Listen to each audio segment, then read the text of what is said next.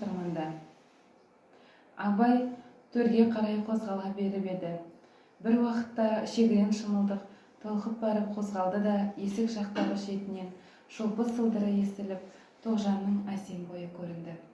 Қолына бір торғын көрпені алып бері шығып келеді екен. Асықпай, тіпті ақырын қозғалады. Шолпының ендігі сылдырынан өзі қысылған тәрізді. Келіншек Абай жататын төсекті баптап салып болып қалып еді. Тоғжан қолындағы торғын көрпені кеудесіне көтеріп, бауырына қысыңқырап тұрып, келіншекке әдеппен ғана бұйрық етіп, аяқ жағын биіктесеңші деді. Абайға бұл да дәл өзіне ғана арналған өзгеше ықылас сияқты көрінді. Бірдеме айтар еді, айтқысы кеп еді. Бірақ жүрегі лүпілдеп, аузына тығылғандай боп түк сөз таба алмады. Құр ғана қызарып қысылды да сырт киімін шеше берді.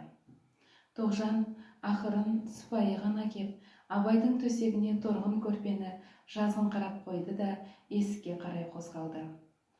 Бұл түнде таң аппақ болып атқанша Абай бір секундта көз ілген жоқ.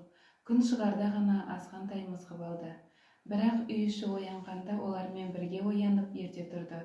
Өңі сұрғылт тартып жүдеп тұрды. Шай алдында тысқа шығып, далада бой жазып жүрген уақытта Тоғжан жатқан үйді ойша іздеді. Сүйіндіктің үлкен үйіне жақын тұрған кішілеу ақ үй бар. Асылбектің отауы болу керек. Содан әрі 6 қанат ақ үй тұр. Кіші үй сол болуға лайық. Тоғжан да шешесі де әлі оянбаған, тұрмаған сияқты. Абайдың бұл ауылдан кеткісі келмеді. Қонағы бар, жылы жүз, жақсы мінез, үлкендердің үйі аса бір сирек кездесетін жайлы ұя сияқты екен. Осы ауылдың туысы жақыны болар мем, сұраусыз келіп, санаусыз қонып, түстеніп кетіп жүрер мем дегендей, бірақ кетпей болмайды. Үйде Сүйіндік пен Абай және Сүйіндіктің бәйбішесі қалған уақытта Сүйіндік Абайдан зере жайын, ұлжан күйін сұрастыра отырып, аналарыңа сәлем айт балам деді. Түнден бері үндемеген бәйбіше де ұлжанға сәлем айта отырып Айғызды есіне алды. Содан барып Кәмшат есіне түсті.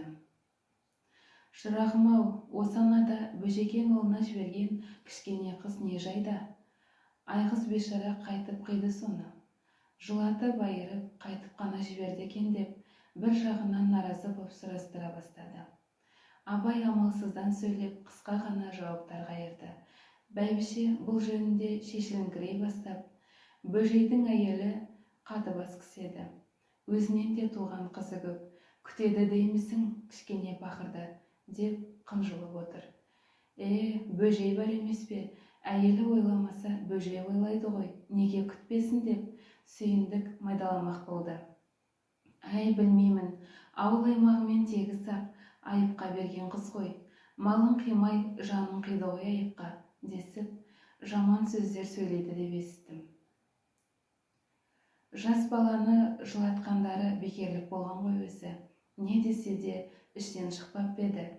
Айғыз бейшарада не сөздер жүр дейсің, деп бәйбіше өз-өзінен босаңсып барып жылап жіберді.